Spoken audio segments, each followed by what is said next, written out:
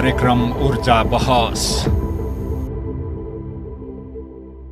नमस्ते आदरणीय दर्शकहरू, ऊर्जा क्षेत्रका विभिन्न पक्षमा कुराकानी गरिने माउन्टेन टेलिभिजनको कार्यक्रम ऊर्जा बहसको अर्को एउटा नयाँ र रोचक श्रृङ्खलामा यहाँहरू सबैलाई म हार्दिक स्वागत गर्न चाहन्छु।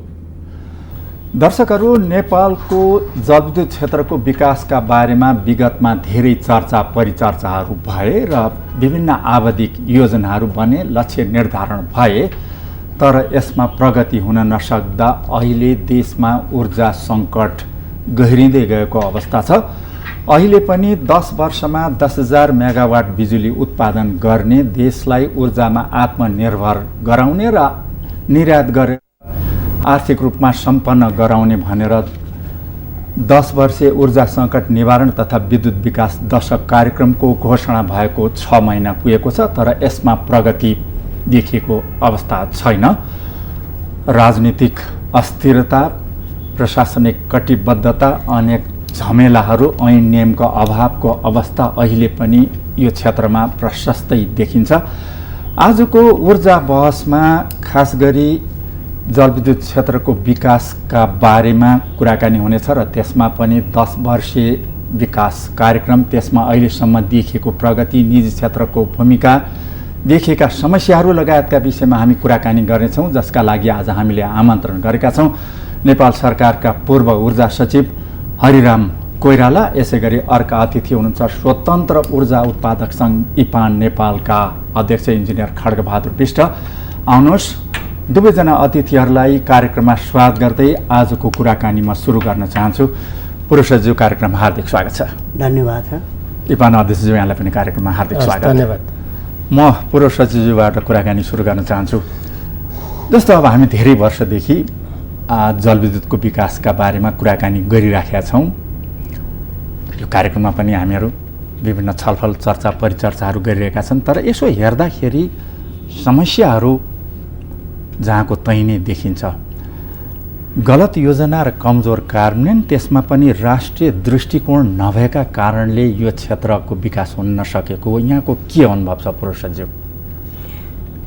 मेरो विचारमा कस्तो लाग्छ भने हामीहरूले योजना त बनाएकै छौँ। हजुर, योजना यति राम्रो बनेको छ, तर त्यो योजनालाई हामीले लिपिबद्ध गरेर नीतिमा अथवा रणनीतिमा ढालेर कार्यान्वयन गर्ने जुन अवस्था चरणसम्म जुन पुग्दछौँ, यो अवस्थाका चरणहरूमा चाहिँ विभिन्न समस्याहरू झेल्नु परेको सबैलाई विदितै छ। ती समस्याहरूमा कहाँनिर आएर सुरुको कुरो छ भन्दाखेरि यो एउटा ऊर्जा क्षेत्र, विद्युतको जब कुरा गर्छौँ, यसमा ठुलो धनराशिहरू प्रयोग हुने भएको हुनाले मुलुकमा विद्यमान रहेका राजनीतिक पार्टीहरू, कर्मचारीहरू, नागरिक समाजहरू सबैको यो चासोको विषय हो भन्ने देखिन्छ। किन चासो भयो भन्दाखेरि हामीले कार्यान्वयन गरेका एउटा या दुईटा तीनटा आयोजनाबाट केही पाठहरू सिक्न सकिन्छ भन्ने लाग्छ। मेरो विचारमा एउटा, अब म त्यहाँ ऊर्जा मन्त्रालयमा बस्दाखेरि चमेलियाको एउटा इक्जाम्पल लिउँ न त, उदाहरणको लागि चमेलिया जलविद्युत आयोजना, यो करिब 63 सालमा सम्झौता भएर अगाडि बढेको आयोजना, 30 मेगावाटको आयोजना आजसम्म सम्पन्न गर्न सकिएन। साह्रै समस्या भयो भनेर म फेरि फिल्ड पनि पुगेँ, धेरै छलफलहरू गरियो, निर्णयहरू पनि गरेर दिइयो। जुन गरेर दिएका निर्णयहरू कार्यान्वयन हुन सकेनन्। किन सकेनन् त? यसमा अब भनौँ न, नियमन गर्ने निकायहरू पनि धेरै नै भए मुलुकमा। आफूले गरेका निर्णयहरू पनि फेरि कहाँ कहाँ गएर आफै फन्दामा फस्ने हो कि भनेर डरको मानसिकतामा पनि भयो आयोजना प्रमुखहरूलाई। यी विभिन्न कारणहरूले गर्दाखेरि यो चमेलिया फस्न सकेन। अब विद्यमान अवस्थामा के देखिन्छ त चमेलिया भनेको, तैपनि अब भनौँ न 71-72 सालमा स्क्विजिङ जुन प्रब्लम छ, टनेल चाहिँ साँघुरो भएको जुन अवस्था छ 842 मिटर, त्यसलाई चाहिँ निर्माण गर्नलाई अगाडि बढाउने भनेर जुन लयहरू बने र अब त्यसलाई काम अगाडि बढाउने, भुक्तानीहरू गर्ने प्रक्रियामा विभिन्न नियमन निकायका कुराहरू गर्दाखेरि, जस्तै लेखा समितिले पनि भुक्तानी रोक्यो होइन। नेपालमा सम्पादन गर्ने भनेर विद्युत प्राधिकरणले काम गर्ने यसको अब अनुगमन गर्ने निकायहरू धेरै हुँदाखेरि त्यहाँ अब 1.5-2 वर्ष चाहिँ भुक्तानी हुन नसक्दाखेरिको अवस्था एउटा कारण होला होइन। अहिले पनि 96% सम्पन्न भएको आयोजना 100% हामीले बिजुली बाल्न सकेनौँ भनेको अर्थ यो कहाँबाट अब हामी एउटा बिजुली नबाल्नुन्जेल 96 पुगोस् कि 80 पुगोस् उहिले भयो। अब रुपियाँको कुरामा हामीलाई नाफा घाटाका कुरा हामी गर्छौँ भने एकछिनका लागि 1,42,00,000 युनिट जुन उत्पादन हुने वार्षिक भनेर भनेका छौँ त्यसको अहिले प्राधिकरणकै हाम्रो औसत मूल्यको 8 रुपियाँ 30 पैसाको कुरा गर्दा करिब 1,50 करोड रुपियाँ वार्षिक नाफा घाटा त अब सबै तपाईँ हामीले छुट्याउन सक्यौँ। त्यसरी घाटा भएको अवस्थाहरू हामी देख्छौँ। यही कुरा हामी यो अब कुलेखानीमा पनि हामी अनुभव लिन सक्छौँ। हजुर, अब एक हिसाबले हेर्दा जताततै अवरोध बाधा विरोधको अवस्था देखिन्छ होइन प्रोफेसरज्यू। यसमा जस्तो यो जुन आयोजना विद्युतका आयोजनाहरूमा खास गरी सरकारले अगाडि बढाउन खोजेका आयोजनाहरूमा एउटा मिलोमतोमा भेरिएसन गर्ने त्यसबाट आर्थिक लाभ लिने भन्ने एउटा जुन भनाइ छ त्यस्तो देखिन्छ। यसैमा नभन्नु त्यो एउटा प्रवृत्ति छ भन्ने सुनिन्छ। अब ठ्याक्कै देखेर भन्ने त कुरो भएन त्यो। यस्तो भयो अब यी आयोजनाहरूमा भेरिएसनको कुरा त छ नै, नभएको होइन। सुरुमा लई गर्दाखेरि नै धेरै कुराहरू मिलाउन नसक्दाखेरिको अवस्थामा यो भेरिएसनहरू आउने नै भयो। कहिले कहिले फोर्सी नगरेको अगाडिको चिज यस्तो यस्तो हुनसक्छ भनेर डिटेल इन्जिनियरिङ नगरिकन के अगाडि नै हामी चाहिँ टेन्डर गरेर दिँदाखेरि नि यो अवस्थाहरू नआउने होइन, आउँछ। तर एउटा साइजेबलसम्म त भेरिएसन गर्नै हुन्न भन्ने त छैन नि।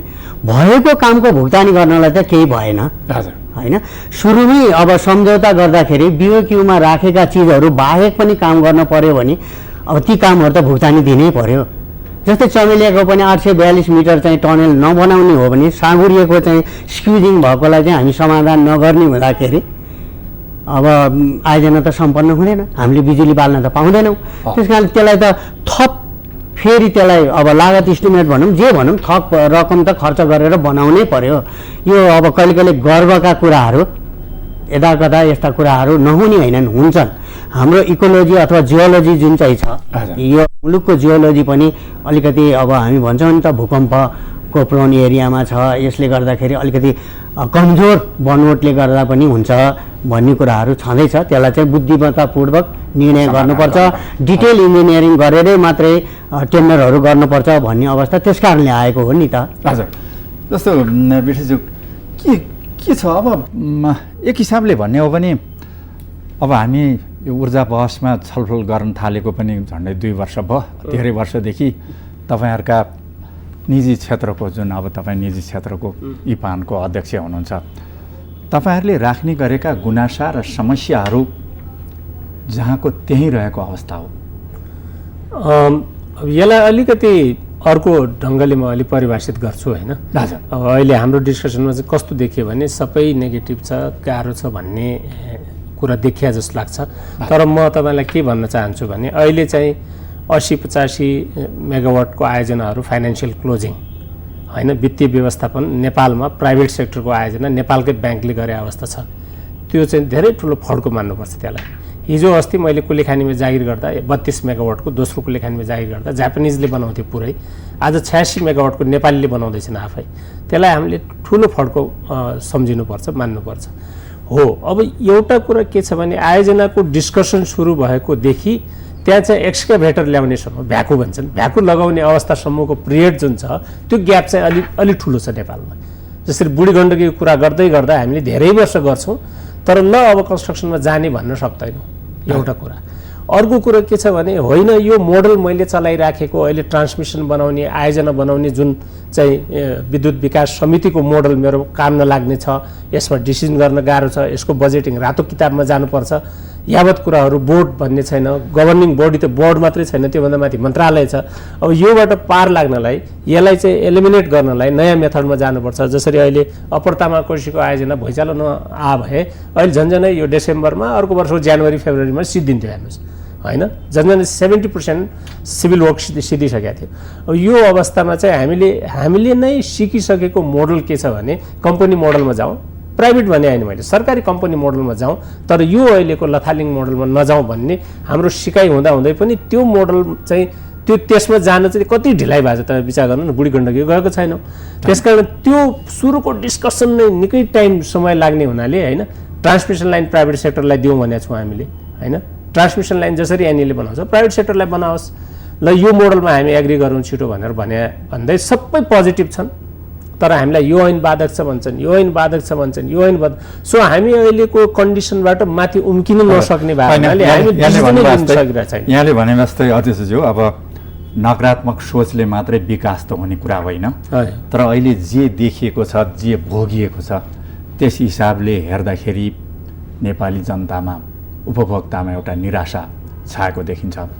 अब अहिले निजी क्षेत्रको 72-73 को उत्पादन जुन राष्ट्रिय ग्रिडमा जोडियो त्यो भैँचालो पनि हुनसक्छ कारण त, तर 30 मेगावाट मात्रै जोडियो। गत वर्ष 30 हो, यो वर्ष तपाईँको 50 मेगावाटको मर्स्याङ्दी बन्दैछ। मर्स्याङ्दी यो चालु वर्ष, यो चालु वर्षमा 25 मेगावाटको एउटा आयोजना छ, 6 मेगावाटको। यसरी तपाईँलाई टोटल जोड्यो भने मलाई लाग्छ 100 मेगावाटको यो वर्ष जोडिन्छ।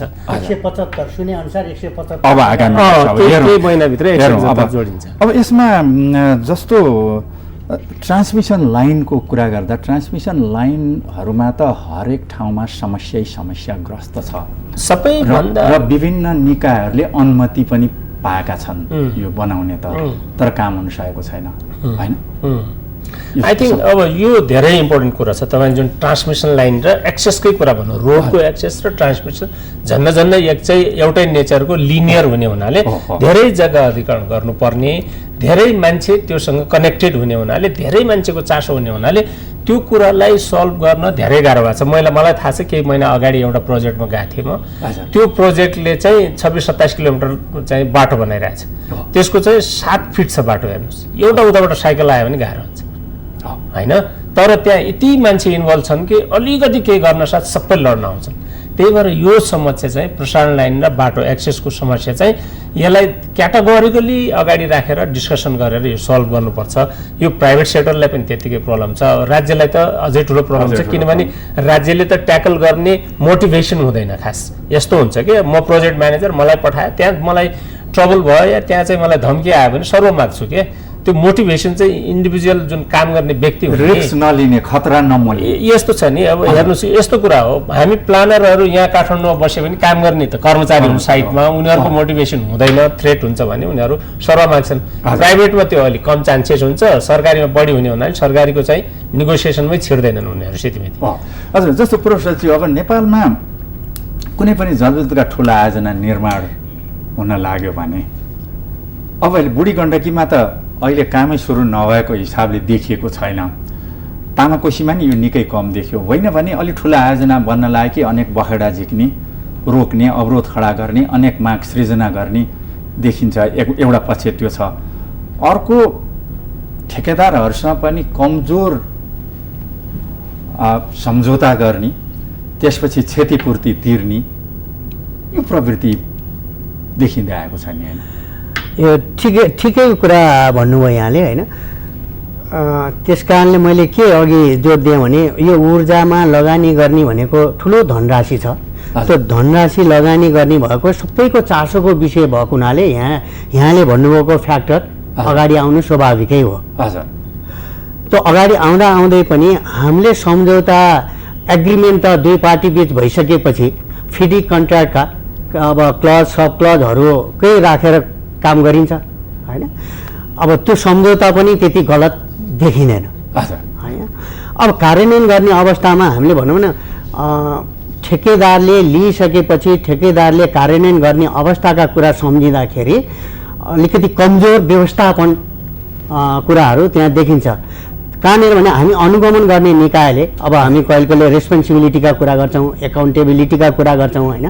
म आयोजना प्रमुख भएर मैले एकाउन्टेबल भइनँ भने त कसरी अनि ठेकेदारलाई यो एडमिनिस्टर गर्न सक्ने भए त सक्ने भएन नि त।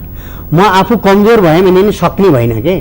त्यस कारणले नितान्त अलिकति बलियो भएर आफू एकाउन्टेबल चाहिँ हुनै पर्यो, क्षेत्रबाट बलियो हुनु पर्यो, हरेक क्षेत्रबाट बलियो होइन, बलियो भन्नाले आत्मबल हुनु पर्यो, आत्मबल चाहियो र आचरण पनि त्यही अनुसार हुनु चाहियो। कमिटेड भर्सन भन्छौँ नि हामी कहिले कहिले, कमिटेड भर्सन पनि चाहियो होइन, लोभ लालच हुनु भएन, कदापि हुनु भएन, त्यो कदापि हुनु भएन। त्यस कारणले मैले यी शब्दहरू प्रयोग गरेँ।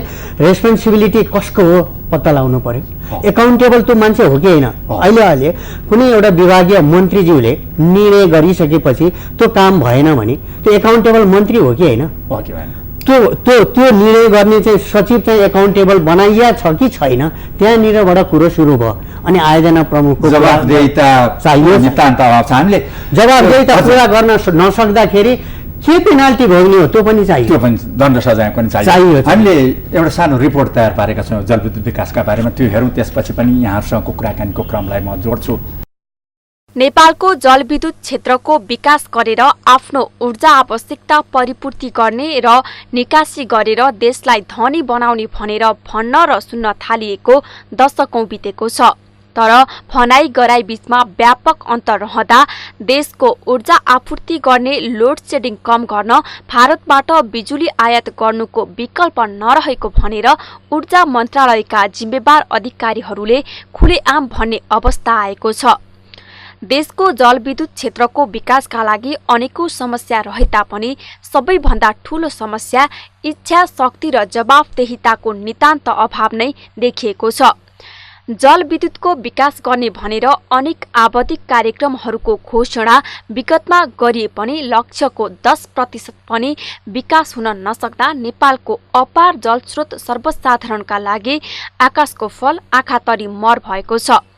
अहिले पनि सरकारले 10 वर्षमा 10,000 मेगावाट बिजुली उत्पादन गर्ने भनेर 10 वर्षे ऊर्जा संकट निवारण तथा विद्युत विकास दशक कार्यक्रमको घोषणा गरेको 6 महिना भएको छ। विगत 6 महिनामा यसमा भएको प्रगति निराशाजनक देखिन्छ। अहिले सरकारले निर्माण गरेका हरेक जलविद्युत आयोजनाहरूमा समस्या देखिएको छ। ट्रान्समिसन लाइनहरूको समस्याको कुरै गर्न सक्ने अवस्था छैन। धेरैवटा आयोजनाहरू निर्माण भएर पनि प्रसारण लाइन नभएर विद्युत खेर जाने प्रश्न नै देखिएको छ। स्वदेशी र विदेशी लगानीकर्ताहरूले बेहोरी रहेका समस्या यथावत रहेका छन्।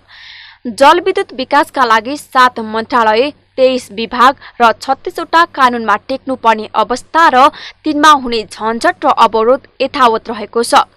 निजी क्षेत्रलाई सरकारले दिने भनेको सहुलियत नपाएको र काम गर्न अनेकौं झन्झट खडा गर्ने काम गर्न नदिने र काम गरेन भनेर लाइसेन्स खारेज गर्ने गरेको निजी क्षेत्रको गुनासो रहेको छ भने निजी क्षेत्रको भर पर्दा नेपालको जलविद्युत क्षेत्रको विकास हुन नसकेको सरकारी पक्षको भनाइरहेको देखिन्छ। संसदको जलस्रोत समितिले 50 वर्षीय ऊर्जा सुरक्षा नीति निर्माणको आवश्यकतामा जोड दिएको छ र राष्ट्रिय योजना आयोगले 15 वर्षे विकास कार्यक्रम तर्जुमा गर्ने बताएको छ। तर नेपाली जनताले विगत 15-20 वर्षमा अन्य क्षेत्रमा जस्तै जे देखे जे भोगे त्यसलाई हेरेर यस्ता अनेक कार्यक्रमबाट योजनाबाट धेरै आशा राख्न सक्ने अवस्था छैन। अहिले देखिएको सुस्तता, स्वार्थहरू, जिम्मेवारीविहीन शैलीलाई हेर्दा अहिलेको 10 वर्षे कार्यक्रमबाट पनि खासै उपलब्धिको आशा राख्न सक्ने ठाउँ धेरै नभएको विश्लेषण गरिएको छ। अहिले नेपालको जलविद्युत क्षेत्रको विकासको विषय चर्चा परिचर्चा गर्ने सपना बाँड्ने एउटा माथि मात्र बन्न पुगेको छ। सम्भावना प्रशस्त छ तर जवाफदेहिता विहीन अवस्था, प्रतिबद्धताको अभाव, भ्रष्टाचार जताततै लथालिङ्गको अवस्थाका कारण यसको फल अझै लामो समयसम्म पनि नेपालीहरूले प्राप्त गर्न सक्ने अवस्था देखिँदैन। अहिलेको संविधानमा जस्तो व्यवस्था भएको छ यसबाट दरिलो बलियो सरकार गठन हुने र यसले जलविद्युत लगायतका क्षेत्रको विकासलाई स्थायी रूपमा अगाडि बढाउन सक्ने अवस्था नरहेकोले पनि नेपालको जलविद्युत क्षेत्रको विकासको गति यस्तै कमजोर रहिरहला कि भन्ने अर्को आशंका रहेको छ।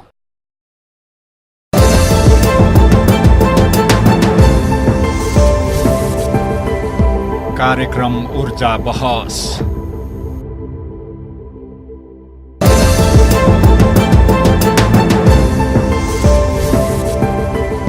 कार्यक्रम ऊर्जा बहस। फेरि पनि स्वागत छ आदरणीय दर्शकहरू। माउन्टेन टेलिभिजनको कार्यक्रम ऊर्जा बहसमा आज हामीसँग कुराकानी गर्न स्टुडियोमा हुनुहुन्छ सरकारका पूर्व ऊर्जा सचिव हरिराम कोइराला, यसै गरी अर्का अतिथि हुनुहुन्छ स्वतन्त्र ऊर्जा उत्पादक सङ्घ नेपाल इपानका अध्यक्ष इन्जिनियर खड्गबहादुर विष्ट। यहाँहरू दुवैजनालाई म फेरि पनि स्वागत गर्न चाहन्छु। जस्तो विष्टज्यू, हामीले रिपोर्टमा पनि केही उल्लेख गऱ्यौँ, निजी क्षेत्रको गुनासो सरकारले हामीलाई दिने भनेको सहुलियत हामीले प्राप्त गरेनौँ भन्ने जस्तो छ। यो के भइराखेको छ अहिले? जस्तो यहाँहरूलाई प्रति मेगावाट 50 लाख रुपियाँ उपलब्ध गराउने, अन्य छुट दिने भन्ने विषयहरू कहाँ यहाँ समस्या देखा परेको हो? होइन, तपाईँले सही कुरा भन्नुभयो। यो चाहिँ यो सरकारभन्दा अघिल्लो सरकारले नै यसमा सहमति दिइसकेको कुरा हो। यो प्रति मेगावाट 50 लाखको सहुलियत दिने, तर एउटा समय सीमाभन्दा झनै अगाडि आइसक्यो भने 5 लाख त्यसमा थप्ने भनेर 55 लाख पाउने आयोजनाहरू पनि छन् अहिले। र त्यसपछि अब बिस्तारै हुँदै जाँदा यो समय सीमा मलाई लाग्छ 2078-79 सालसम्म लगेछ। र अब यो आयोजनाहरूलाई एउटा सहुलियत दिएको हो, धेरै पोजिटिभली हामीले लियौँ, प्रेस रिलिज पनि यसको निकाल्यौँ। हेर्नुहोस्, र एउटा अर्को के थियो भने केही आयोजनाहरूलाई अहिलेको पोस्टेड रेट भन्छौँ नि, 4 रुपियाँ 80 पैसा र 8 रुपियाँ 40 पैसाको पनि दिने भनेर दुईवटा निर्णय चाहिँ प्रत्यक्ष चाहिँ लाभ हुने दुईवटा बुँदाहरू चाहिँ सहमति भएको थियो र मन्त्रालयले एप्रुभ गरिसकेको थियो। र यो विद्युतको रेटको केसमा त आयोजनाहरूलाई 3-4 महिना दिइसकेर रोक्यो। किन रोक्यो भनेर निकै अब हामीले खोज खबर गर्दाखेरि चाहिँ अब के अरे एनइएले के भन्छ भने हामीलाई ऊर्जा मन्त्रालयले के भनेको थियो भने एनइएल त पुरानो जुन विद्युत खरिद सम्झौता छ त्यो रेट अनुसार दिने, नयाँ थप चाहिँ ऊर्जा मन्त्रालयले के अरे अर्थ मन्त्रालयले हालिदिनुपर्छ, त्यसमा थप दिनुपर्छ, निकासी गरिदिनुपर्छ भन्ने थियो। अर्थ मन्त्रालयले अचानक चाहिँ त्यो निकासी गर्न बन्द गर्यो। अनि अर्थ मन्त्रालय गयौँ र निकै हामीले चाहिँ त्यसमा लबिङ गऱ्यौँ, रिक्वेस्ट गऱ्यौँ, यताउता गऱ्यौँ र त्यो अहिलेसम्म आएको छैन। र अहिले सुन्नमा के आएको छ भने यो बजेटमा चाहिँ नपारिया भए पनि त्यो पहिले नै निर्णय लिइसकेको कुरा हुनाले अब हामी दिन्छौँ भन्ने कुरो सुनिया छ। तर अचम्म लाग्दो के छ भने सरकारले गरेको कमिटमेन्टै सानो कुरा हो। फेरि यो सबै आयोजना जोड्यो भने मलाई लाग्छ 2 अरब जति हो। टोटल पैसा 2 अरब हो। हामीले 80 सम्मको कुरा गर्दैछौँ, 2 अरबको कुरा गर्दैछौँ। केही आयोजना मात्रै त हो नि पुरानो रेटमा भएको, सबै त नयाँ रेटमा भइसकेका छन् नि। सो केही आयोजनाको थोरै पैसालाई मानेर जानेर उहाँहरू नै समितिमा एउटा चाहिँ हामीले अध्ययन गर्ने समिति बनाएको थियो, त्यहाँ बसेर निर्णय गरेको कुरो पनि लागू भएको कुरो पनि नदिँदाखेरि चाहिँ एउटा ट्रस्टको कुरा चाहिँ धेरै सिरियस भयो, हाम्रो मिसट्रस्ट भयो, सरकारले गरेन भने चाहिँ। मेरो चाहिँ यसमा भनाइ अलिक भिन्नै भनाइ छ। कस्तो भनाइ छ भने उहाँले पाउने अब यो कुराहरूमा यो पिसमिल बेसिसका कुराहरू अब नगरौँ, राज्यले धेरै पिसमिल बेसिसमा कुराहरू गरेर पनि काम कमजोरै भइरहेको छ कार्यान्वयन गर्नेमा। म चाहिँ यसमा के भन्छु भने कहिले कहिले पिपिए गर्नलाई धेरै अब बाधा छ भन्ने जुन भनाइहरू छ नि, त्यो पिपिएको कुरामा राज्यले जिम्मेवारी लिनु पर्यो। एटलिस्ट 5000 मेगावाटसम्म उत्पादन गर्नलाई अब रिजर्भर टाइपको जलाशययुक्त आयोजनाको लागि पिपिए यति हुन्छ र रन अफ रिभरको यति हुन्छ भनेर राज्यले नै एकैताली क्याबिनेटबाट निर्णय गरेर बाहिर निकाल्ने। त्यसपछि न अब प्राइभेट सेक्टरलाई पिपिए गर्न झन्झट पर्छ, न केही पर्छ, ग्रे एरिया पनि हट्छ, अनि मुलुकमा एकदम राम्रो काम होला। र विदेशीहरू पनि पिपिए रेट पहिले अलरेडी थाहा भइसकेपछि आकर्षण हुन्छ, लगानी पनि आउँछ र हामीले चाहिँ यो बिजुली चाहिँ थोरै उत्पादन गर्न सक्छौँ भन्ने छ। यो पिपिए रेट साँच्चै नै गाँठी विषय छ। यहाँको भनाइ अनुरूप यस्ता दिने सहुलियतहरू कम गरौँ, बरु यता अरू प्रक्रियाहरू लाई सरलीकरण गर्यो भने उपयुक्त भन्ने उपयुक्त पनि हुन्छ। तर जुन दिन्छु भनेको त दिनु पर्यो नि। त्यो पिसमिल विशेषका निर्णयहरू चाहिँ दिने, भएका कार्यहरू दिने, नदिने भनिन। तर वे फरवार्डको कुरा गर्दा मुलुक साँच्चै नै प्याराडाइम सिफ्टमा यदि डेभलप गर्ने हुँदाखेरिको अवस्थामा यहाँ बिजुलीको रेट यति छ है, जलाशययुक्तको यति छ, ड्यामको यस्तो छ, स्थितिहरू कुराहरू राखेर हामी रेट चाहिँ निर्धारण गर्न सक्यौँ भने हुन्छ। उदाहरण म आउँछु कहाँनिर भन्दाखेरि अहिले इन्डियन अब प्राइभेट सेक्टरबाट भनौँ न इन्डियाका मानिसहरूले लिनुभएको जति पनि लाइसेन्सहरूका कुरा छ, अप्पर कर्णालीकै कुरा गर्नुहोस्, अन्य कुरा गर्नुहोस्, यदि यहाँ डेभलप किन भइरहेको छैन? एउटै कारण मैले के देख्छु भन्नुहुन्छ भने यही पिपिए रेट हो। उहाँहरूले यहाँ बिजुली उत्पादन गरिसकेपछि आखिर बेच्ने कहाँ हो? भारतमा। होइन। भारतमा बिजुलीको भाउ के छ? एकदम न्यून छ, कम छ, घाटा खाएर उतार चढाउ आइरहेको छ कम्पनी अनुसार पनि। हजुर, त्यस कारणले बिजुली उत्पादन हुन्छ भन्ने शङ्का जहिले नै रहिराख्यो र पिपिए रेट चाहिँ एकदम बोटलनेक हो क्या यो। हुन त अहिले जुन 10 वर्षीय विद्युत विकास कार्यक्रम सरकारले घोषणा गरेको छ, 6 महिना भएको छ, त्यहाँ चाँडै नै ऐन बनाउने भनेर एउटा निश्चित अवधि नै तोकेको छ, त्यो घर्किसक्यो। तैपनि एउटा विधेयक प्रस्तुत हुन सकेको छैन। अब ऐन त लामो समयदेखि किन अब यहाँको कार्यकालमा नि के ऐन बनाउन यस्ता समस्याहरू छन् प्रसादजी? अनि त्यस्तो समस्या नहुनु पर्ने। कहिले कहिले अब राज्यले प्रायोरिटीमा जोनमा राख्दाखेरि अब भनौँ न 65 सालदेखि ऊर्जाको कुरा गर्दाखेरि 65 सालदेखि हाम्रो एउटा संशोधन गर्ने भनेर जुन ऐन थियो त्यो चाहिँ थन्किएरै बसेको छ होइन त। प्रायोरिटी जोनमा चाहिँ पहिला त अब संविधानकै कुरामा प्रायोरिटी दिने भनेर मुलुकले त्यस हिसाबमा हिँड्यो, त्यसले गर्दाखेरि त्यो ऐन बनेन होला। अहिले त अब एउटा सकारात्मक कुराहरू आएको छ नि त। अघिल्लो सरकारको पालामा नि ऊर्जा मन्त्रालय हाम्रो माओवादी केन्द्रकै मन्त्रीज्यू हुनुहुन्थ्यो। अब जुन चाहिँ यो सङ्कटकालीन अब दस्तावेजहरू बनेको छ त्यसलाई कार्यान्वयन गर्ने हिसाबमा अहिले पनि फेरि के अरे माओवादी केन्द्रकै मन्त्री हुनुहुन्छ। त्यसले चाहिँ अब लगातार हिसाबमा यसले कन्टिन्युटी पाउने हुँदाखेरिको अवस्थामा ऐन छिटो बनाउन सक्ने अवस्था त सिर्जना भएकै देखिन्छ। उहाँले यदि पहल गर्नुभयो भने ऐन बन्न सक्छ होला जस्तो लाग्छ मलाई। त्यस कारणले मैले भनिरहेको छु यो एकाउन्टेबिलिटी चाहिँ हुनै पर्यो हो। मन्त्रीज्यू र सचिवज्यूमा यो एकाउन्टेबिलिटी हामीले फिक्स गर्न सकेको अवस्थामा ऐन बन्दाखेरि के हुने, नबन्दाखेरि के हुने भन्ने कुरा चाहिँ हामीले छिनोफानो गर्न सक्यो भने त बनिहाल्छ नि ऐन। बनायो भने त के गाह्रो भएर? हजुर, बनायो भने त कसैले नबनाउनु भएर मात्रै समस्या।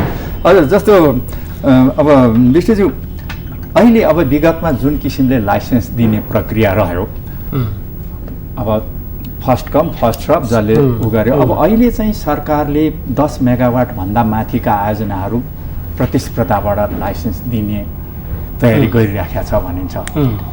अब यसले जस्तो अहिले अलिकति हट्यो, तर झोलामा खोला राख्ने निजी क्षेत्र अनि सरकार अवरोध खडा गर्ने, यहाँहरूको भनाइ काम गर्न नदिने अनि गरेन भनेर लाइसेन्स निलम्बन गर्ने, खोज्ने, हलो अड्काएर गोरु चुट्ने प्रवृत्ति रह्यो भन्ने यहाँहरूको भनाइ। सरकारको विभिन्न दस्तावेजमा उल्लेख भएको धेरै वर्ष निजी क्षेत्रले जलविद्युतको विकास गर्ला भनेर भर पर्यो, गरेन, अनि अहिलेको सङ्कट आयो भन्ने एउटा परस्पर बाजिएको यस्तो आइरहेको। अहिले इन्फेन्ट मोर्टालिटी कम छ हाइड्रो पावरमा। अहिले आयोजनाहरू ल्यान्ड हुने बढी छन्। पहिले बढी आयोजना मर्थे, पहिले सिकाइ थिएन, पहिले 1 मेगावाट 15 करोड लाग्छ भन्ने थाहा थिएन मान्छेलाई। जब त्यसको अनुभव हुँदै गयो, जान्दै गए, अनि यो त गाह्रो रहेछ भनेर अर्को इन्भेस्टर खोज्न गएका हुन्।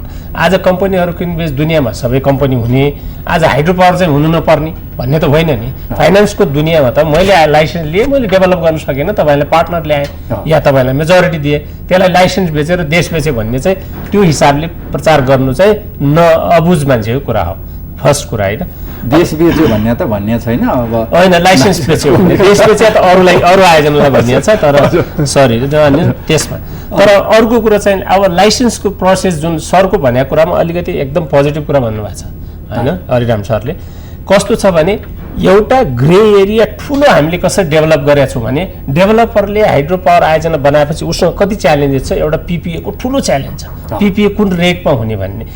सरकारले भन्नुहोस् न यति मेगावाटसम्मको यो रेट हो, आरओआरको यो हो, पिआरओआरको यो हो, र स्टोरेज प्रोजेक्टको यो हो है, हाम्रो कट पोइन्ट यो हो। योभन्दा तल आउनेले बिट गर्न सक्छ। जस्तै 10 रुपियाँ 40 पैसा एउटा स्टोरेजको राखिदिनुहोस् तपाईँ, र होइन त्योभन्दा 10-40 भन्दा तल आउने त बिटमा जित्छ नि, जित्दैन। तर उसको पिपिए भयो, जुन दिन बिट गरेर कन्ट्र्याक्ट साइन हुन्छ, हिज पिपिए इज डन। त्यो ग्रे एरियामा ऊ 4 वर्ष पिपिएको नेगोसिएसनमा त पस्दैन नि, हो कि होइन भन्नुहोस्। यो कुराहरू क्लियर गरेर यसलाई प्रोक्युरमेन्ट भन्छ। सरकारले कसरी आयोजना किन्ने, बिजुली किन्ने एउटा मेथड के हुनसक्छ भने पिपिएको रेट पहिल्यै फिक्स गरिदिने। मलाई लाग्छ अब हुने जुन लाइसेन्सिङ तपाईँले भन्नुभयो, लाइसेन्स दिने प्रक्रिया कम्पिटिसनबाट गराओस्, तर कसरी गराओस् भन्ने अध्ययन भइसकेका आयोजना प्रायः अध्ययन भइसकेका छन् होइन सर। प्राय अध्ययन भइसकेका छन्। अध्ययन भएका आयोजनाबाट 100 मेगावाटभन्दा माथि हो भने यो रेट हो, स्टोरेज हो भने यो रेट हो, पिकिङ रन अफ रिभर हो भने यो रेट हो। सरकारले त्यहाँ चाहिँ 50%, 30%, 20% छुट्याएको छ, तपाईँलाई थाहा छ, यो गत डकुमेन्टमा छुट्याइसकेको छ। त्यसको रेट पनि निकाल्छु भनेर मैले तोकेको छ। इप्पालले नै मागेको हो त्यो रेट, सरले भनेको कुरा इप्पालले मागेको हो। त्यस कारण रेट तोकिदिएर चट्ट आयोजनाको बिडिङ गराएर ल यो रेटमा को काम गर्न चाहन्छ भने जुन दिन तपाईँको एग्रिमेन्ट साइन हुन्छ त्यो दिन पिपिए सक्यो, योर पिपिए इज फिनिस्ड। अब तपाईँलाई के गर्नु पऱ्यो, अधिक ड्यु डिलिजेन्स गरेर 6 महिनामा चाहिँ तपाईँको एक्सकेभेटर लगेर खन्न सक्ने अवस्था। सो त्यो प्रोजेक्टको डिस्कसनदेखि त्यो खन्नेसम्मको पिरियड चाहिँ घटायो भने चाहिँ मलाई लाग्छ अबको पिपिए के अरे लाइसेन्स दिने प्रोसिजर काम लाग्छ।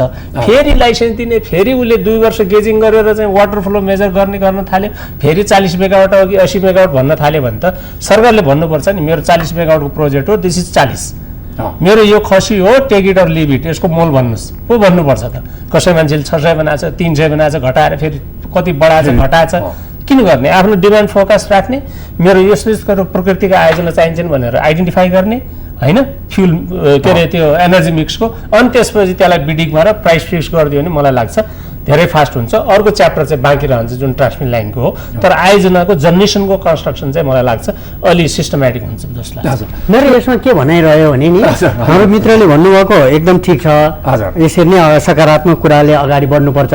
त्यसमा मैले के मात्रै थप्न खोजेँ भन्नुहुन्छ भने सबै आयोजना अहिले 11,000 आयोजनाहरू चाहिँ 11,000 मेगावाट आयोजना अहिले बास्केटमा छन् होइन त। बास्केटमा भएको आयोजना सबै गभर्मेन्टले, नेपाल सरकारले फ्री कम्पिटिसन गराएर दिनैपर्छ भन्ने भनाइमा चाहिँ म सहमत छैन। उहाँले भने जस्तो स्टडी भएका केही आयोजनाहरू चाहिँ प्रतिस्पर्धा गरेर दिने, अरू केही आयोजनाहरू प्राइभेट सेक्टरले पनि त्यसरी डेभलप गर्न सक्छ भने त्यसरी किन नदिने, दिने, सबै ढोकाहरू खुला राख्नु पर्यो। त्यस कारण त 10 वर्षमा 10,000 मेगावाटको कुराहरू त यत्तिकै त बनाउन सकिँदैन, एउटै मोडालिटीले मात्रै म बनाउँछु भन्ने नि भएन।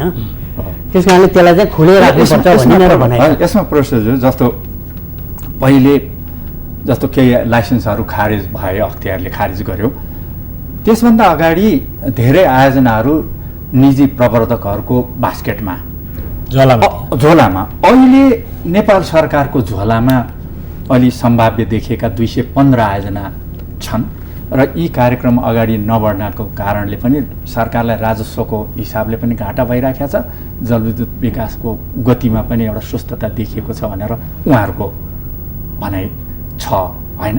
अब सरकारको झोलामा मात्रै राखेर पनि त भएन। तर एउटै कुरो यसमा कुन आयोजना कसले कसरी बनाउने, कहिले बनाउने, कुन मोडालिटीमा बनाउने भन्ने कुरो कहीँ प्रष्ट नभएर यो समस्या आएको हो। यो पनि होला, म थोरै थपौँला अलिकति ब्याकग्राउन्ड। ती आयोजना कतिपय आयोजनाहरूको लाइसेन्सको फी त मेरो पालामा बढाएँ होइन। अब झोला र खोलाकै कुराले नि कन्ट्रोल हुन्छ भनेर बढाएँ, कहाँ अब इम्प्याक्ट पऱ्यो, आफ्नै ठाउँमा पऱ्यो। अहिले अलिकति सकारात्मक त देखिया छ मार्केट होइन, एउटा यो कुरा। अर्को कुरा त्यही भएन, करिब 36वटा फाइलमा अब तिथिमिति तोकेर यो अवस्थामा चाहिँ हाम्रो उत्पादनको भन्नुहोस् अथवा सर्वे लाइसेन्स चाहिँ म्याद थपिएको छ भनेर जुन दिएको थियो ती फाइलहरू चाहिँ पछि अख्तियारमा गए। अख्तियारले अध्ययन गर्यो, अख्तियारले अध्ययन गरिसकेपछि त्यो फाइलमा ऊर्जा मन्त्रालयले गरेको निर्णयमा बेग्लै निर्णय गरेको छैन।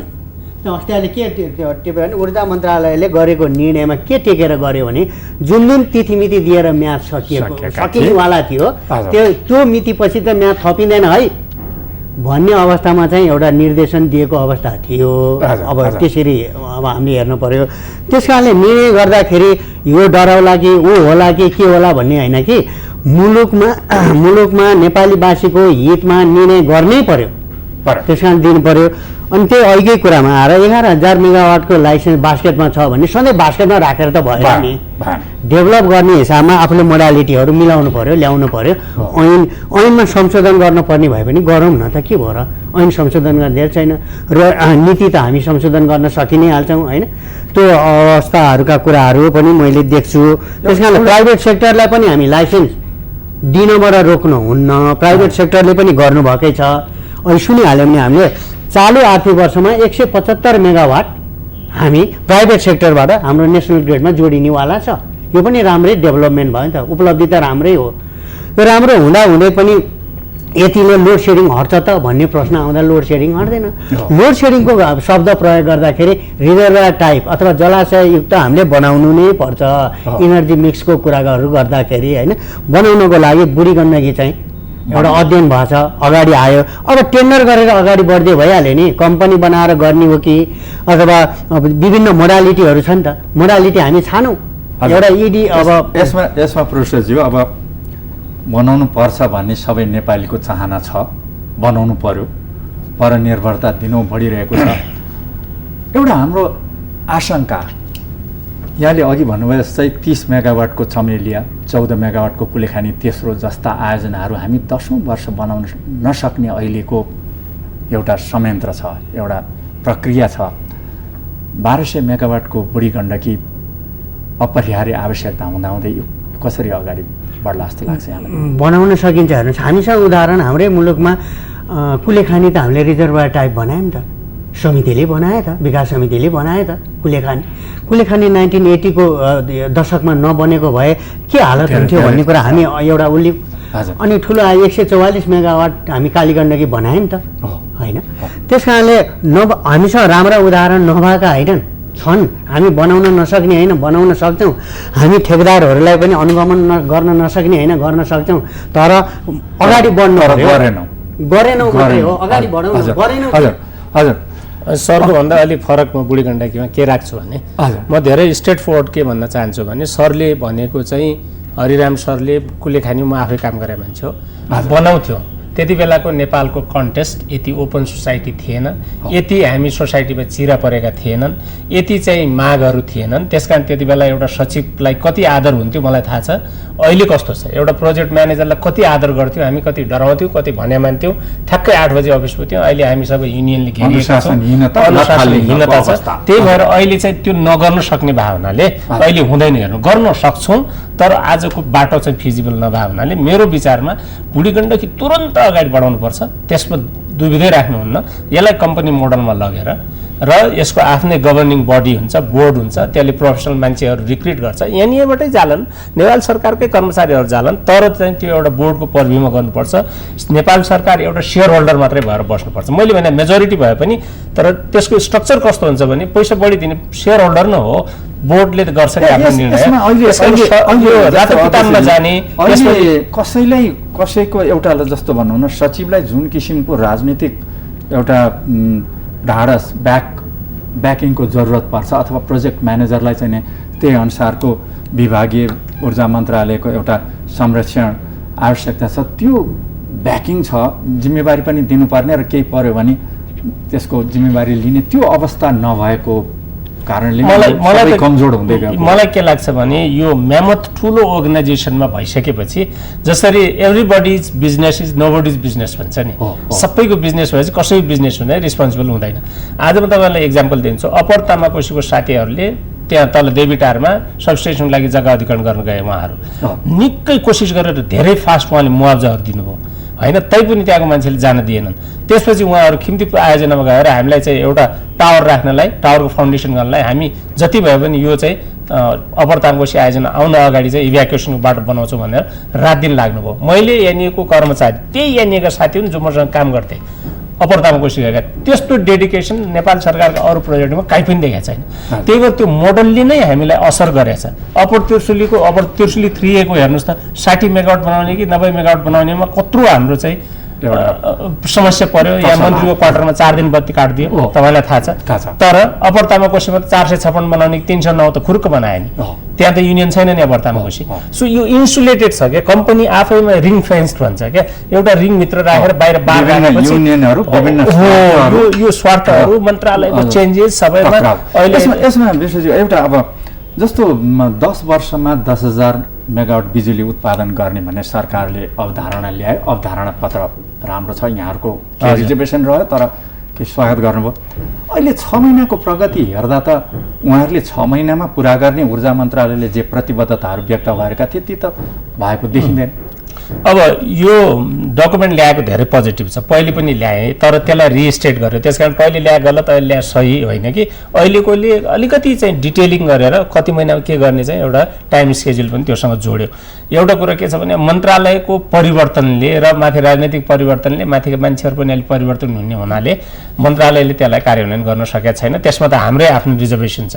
त्यसमा 3 खालका कार्यक्रम थिए। एउटा चाहिँ मन्त्रालयभित्रै हुने सानतिनो चेन्जेसहरूले ल्याउने इफिसियन्सी, एउटा चाहिँ अन्तर मन्त्रालय, एउटा चाहिँ पार्लिमेन्टमै लग्नुपर्ने, 3टा खालका परिवेश थिए त्यहाँ। एउटा अन्तर मन्त्रालय गर्नुपर्नेमा चाहिँ धेरै सिरियस छ मन्त्रालय। अहिले लागेको छ 25 मेगावाटभन्दा तल एप्रुभ गर्ने सबै डिओइडीलाई दिइदिने। अब इआइएको जुन आइईको चक्कर छ, जुन चाहिँ तपाईँको उता डिओइडीमा माथि पुगाएर फेरि तल मन्त्रालयमा गएर फेरि केही गल्ती भयो तलबाट जाने जुन 2टा साइकल थियो चक्र, त्यसलाई घटाएर एउटैमा गर्ने भनेको छ। त्यसकारण त्यो चाहिँ अलिकति नभएको होइन। तर टाइम स्केड्युलमा यस्तो हुन्छ, फेरि म तपाईँलाई भन्छु 2 महिनामा गर्ने भन्ने काम चाहिँ तपाईँले 10 दिनमा खै के गर्यो भन्ने हुँदैन। 2 महिना पुगिसकेपछि मात्रै मैले भनेको त्यहाँ 2 महिना 3 महिना उल्लेखै भएका विभिन्न कारणहरू सकेका छैन। हाम्रो प्रश्न पनि त्यही छ। हजुर, अब जस्तो पुरुषज्यू अहिलेको हालका मन्त्रीले आज मात्रै यो ऊर्जा क्षेत्रको विकासमा राष्ट्रिय दृष्टिकोण प्रष्ट नभएका कारणले पनि समस्या आएको भनेर उल्लेख गर्नुभएको छ। र अहिले जुन यहाँले भन्नुभयो जस्तै सबै मन्त्रालयलाई का झन्झट हटाउन एउटै युनिट खडा गरेर वान डोर पोलिसी गर्यो भने सरल हुन्छ भनेर यहाँले उल्लेख गर्नुभयो। यो धेरै कालदेखि भनिएको छ। यसमा संसदको कृषि तथा जलस्रोत समितिमा छलफल हुँदा प्रधानमन्त्रीको अध्यक्षतामा ऊर्जा मन्त्रीसम्म रहेको एउटा डेस्क बनायो भने अलि यी भएका यी समस्या पाइला पाइलामा देखिने अवरोधहरू, समयको खेर जाने अवस्था, यो हट्ला भन्ने एउटा सुझाव छ उहाँहरूको। तपाईँलाई त्यस्तो लाग्छ? अब ठ्याक्कै यस्तो गर्नुपर्ने भने कस्तो भने जति हामी टायरहरू थप्दै जान्छौँ नि, स्टेपहरू जति थप्दै जान्छौँ त्यो चाहिँ फेरि त्यति राम्रो देखिँदैन। यदि जनताको राम्रो सर्भिस दिने भने कम्तीमा 3टा टायर मात्रै हुनुपर्छ भन्ने मूल्य र मान्यता छ होइन त। त्यस कारणले अहिले भइरहेकै ऊर्जा मन्त्रालयको एउटा हेर्ने हुँदाखेरि ऐनमा लेखिएका कुराहरू एक्सर्साइज गर्ने भनेको ऊर्जा सचिवले हो होइन। ऊर्जा सचिवलाई यो अधिकारहरू सम्पूर्ण दिइसक्यो। त्यस कारणले ऊर्जामा मान्य मन्त्रीज्यूहरूले हेर्ने भने ऊर्जा मन्त्रालयमै यी अधिकारहरू हेर्न सकिन्छ भनेर अधिकार प्रयोग गरे त भइहाल्यो नि। यो अर्को छुट्टै भिन्न स्वार्थहरू भएन भने त धेरै सजिलो हुन्छ नि होइन? कस्तो लाग्छ? स्वार्थ राखिएन र निश्चित रूपमा राष्ट्रहित र जलविद्युत क्षेत्रको विकासको उद्देश्य राख्यो भने त राजनीतिले राख्यो भने अलि यसो हेर्दा त निकै सरल हुने देखिन्छ। तर त्यहाँ स्वार्थहरू प्रवेश गर्ने अनेक चलखेल हुने स्थितिले पनि समस्या बढ्दै गयो। समस्या बढ्ने, स्वार्थ नहुँदा त निर्णय पनि छिटो हुन्छ एकदम, अब होइन अब राम्रो हुन्छ भन्ने देखिन्छ नि त। त्यस कारणले बुढी गण्डकीमै भनौँ न एकछिनलाई यत्रो ठुलो धनराशि खर्च हुने छ, टेन्डर कसको पालामा गर्ने के गर्ने भन्नेमा हामी रुमल्यौँ भने त हुँदैन नि त। यो डिटेल इन्जिनियरिङ भएको छ, प्राप्त भएको छ त्यो अब डकुमेन्ट, त्यसैको आधारमा टेन्डर गरेर अगाडि बढ्यो हुन्छ। अब मोडालिटी त हामी छानौँ होइन, 2-3टा मोडालिटीदेखि धेरै छैन। राज्यले गर्ने हुँदाखेरिको मोडालिटीमा एटलिस्ट राज्यले वर्षको 50 अरब छुट्याएर हेर्न पर्यो, जानु पर्यो। अनि नै लोड सेडिङ कम हुने हिसाबमा भारतबाट हामी धेरै बिजुली आयात गर्नुभन्दा कम आयात गर्नतिर हामी ध्यान पुग्छ कि आत्मनिर्भरतातिर हामी अगाडि बढ्छौँ कि भन्ने देखिन्छ।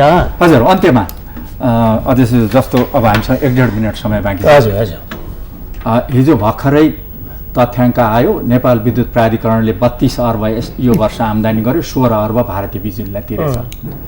र अब पनि केही वर्षसम्म यो आयात बढ्दै जान्छ र 900 मेगावाटसम्म पुग्छ, 1000 पनि पुग्ला भन्ने एउटा भनाइ जिम्मेवार अधिकृतहरूबाट आइरहेको छ। यही बिचमा फेरि 2021-22 सम्ममा त हामी त 5700 मेगावाट बिजुली भारतलाई बेच्छौँ भन्ने भनाइ पनि यहाँले सुन्नु भएको छ। के होला स्थिति? यहाँले भन्नुभयो जस्तै सकारात्मक सोच राख्नुपर्छ, तर सकारात्मक सोच राख्दा राख्दै जे भइरहेको छ त्यसलाई त अस्वीकार गर्न सकिँदैन? मलाई लाग्छ अब यो सोच राख्ने भन्ने चाहिँ यो अर्कै कुराहरू हुन्। यो आफू राम्रो बन्न सेल्फ हेल्प गर्ने कुराहरू बेग्लै कुरा हुन्। अब कार्यान्वयनको कुरामा भन्नुहुन्छ भने अघि सरले भने जस्तै बुढी गण्डकी हामीले प्रोजेक्टको लिस्ट दिएको छ, यो अनान्सो बुँदे कार्यक्रम आएको छ। त्यसमा चाहिँ नलसिंहघाट र बुढी गण्डकी अहिलेको अलिकति अध्ययनको चरणमा बुढी गण्डकी सबभन्दा अगाडि नलसिंहघाटको भइरहेछ, कन्सल्टेन्ट चुज गर्ने कन्ट्रोभर्सी भइरहेछ। यसलाई चाहिँ कम्पनी मोडलमा फटाफट गरेर आयोजना अगाडि बढाइदिने। प्राइभेट सेक्टरका जुन जुन आयोजना छन् कहाँ लाइसेन्सिङ प्रोसिजरको खासै अहिले प्रब्लम छैन, जुन आइसकेका आयोजनाहरू छन् र जुन गभर्मेन्टको चाहिँ बास्केटमा गएको छ आयोजनाहरू, त्यो बास्केटका आयोजना पनि एउटा क्राइटेरिया चुज गरेर ल अब हामी यसरी बिडिङ गर्ने। सो सरकारले बनाउने आयोजना, प्राइभेटले बनाउने आयोजना, एउटा पिपिपी मोडलका वैश्यती यो आयोजनाहरू जसरी अहिले के छ, म तपाईँलाई अर्को कुरा के भन्छु भने अहिले अप्पर कर्णालीलाई बिजुली इन्डियामा रेट घट्या भएर उसलाई आयोजना बनाउन अलि धधो परिरहेछ। यो कन्टेस्टमा हामी आफै 10,000 मेगावाट बनाउँदैछौँ भन्ने डिस्कसन गरिरहेछौँ, डकुमेन्ट ल्याएछौँ भने हामी उसँग पिपिएको डिस्कसन गरौँ नि त। हामीलाई 900 मेगावाटको बिजुली चाहिँ बढी बर्खाको होला यति चाहिँ किन्न सक्दिनँ कि, तर म चाहिँ बढी विन्टरको बिजुली, बढी फर्म एनर्जी चाहिँ किन्न सक्छु, ल यति यो रेटमा किन्न सक्छु, त चाहिँ आयोजना बना भनेर त्यो इन्डियाको कम्पनी हो भनेर हामीले त्यसलाई चाहिँ बनाउन नदिने, त्यसलाई अप्ठ्यारो किन पार्ने? वैश्विकको पनि किन्ने, हामीले चाहिँ के अरे अरुणको पनि किन्ने र कर्णालीको पनि किन्यो भने हाम्रो 10,000 को लिस्टमा त्यो पनि आउँछ, बुढी गण्डकी किन्ने, नलसिंह। हामीले 5-6 हजार मेगावाट यो 1-1.5 वर्षको बिचमा चाहिँ लाइनमा पाइपलाइनमा ल्याइसक्यो भने मात्रै हामी चाहिँ अगाडि बढ्न सक्छौँ। हस् हाम्रो निर्धारित समय सकियो। कुराकानी गर्ने विषय अब नेपालको जलविद्युत विकासका बारेमा धेरै छ, फेरि पछि पनि यहाँहरूसँग कुराकानी हुनेछ।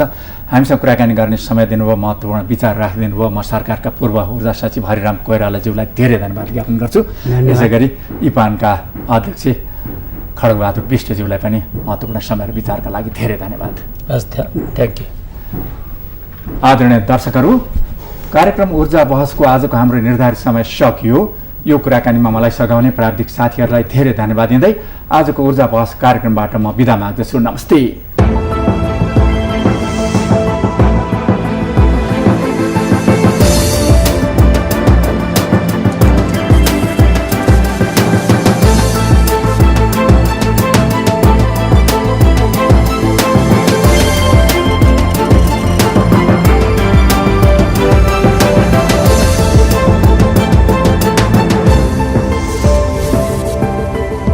कार्यक्रम ऊर्जा बहस।